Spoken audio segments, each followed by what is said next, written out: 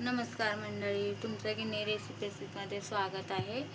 आज आपण काय बनवणार आहोत बरं? आज आपण बनवणार आहोत अनुरागाचे अमृत। तर त्यासाठी लागणारे साहित्य पहा। इथे मी काय काय घेतलं आहे।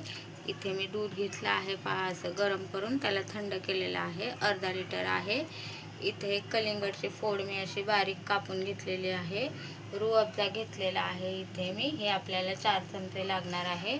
साखर अर्धी वाटी घेतलेली आहे आणि इथे काही सब्जा मी भिजवून घेतलेला आहे आणि 4-5 पुदिन्याचे पानं घेतलेले आहेत। चला तर मग आपण बनवूया अनुरागाचे अमृत।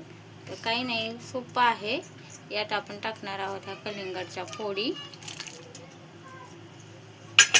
त्याचबरोबर टाकणार आहोत साखर आणि हे टाकणार आहोत आपण 4-5 चमचे रूह अफजा।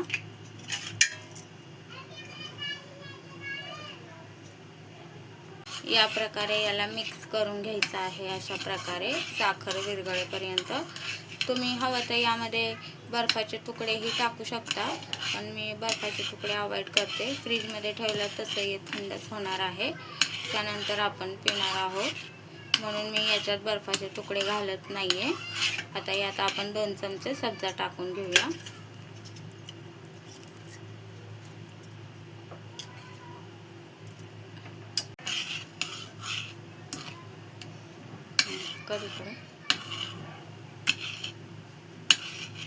तर सब्जा टाकण्याचं काय आहे, सब्जाने पोटाला इतका थंडावा, ज्यांना उष्णता असेल ना त्यांनी रोज 1 चमचा सब्जा पाण्यात टाकून पण पिला ना तरीही चालतो। काही शरबत वगैरे न बनवता फक्त पाण्यामध्ये सब्जा टाकून घ्यायचा आहे। ज्याला खूप उष्णता आहे, खूप काम करतो तो सब्जा। यामध्ये आपण हे पुदिन्याचे पानं असे तोडून टाकणार आहोत। पुदिना पण थंडच आहे, तोही पोटासाठी चांगला आहे, म्हणून मी थोडासा पुदिना टाकत आहे यात, कारण याची चव एक वेगळीच येणार आहे। तुम्ही म्हणाल की काय दुधामध्ये मिक्स केलं आणि झालं, तर असं नाही आहे, खूपच फरक पडतो उष्णतेसाठी।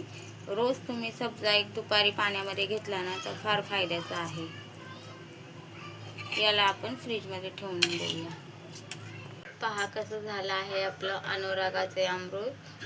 उन्हाळ्यात पोटाला थंडावा, गारव्यासाठी आपण हे सरबत रोज करून पिले तरी चालेल। दुधाची आवश्यकता नाही, आपण पाण्यातही हे टाकून बनवू शकता आणि रोज दुपारी घेऊ शकता।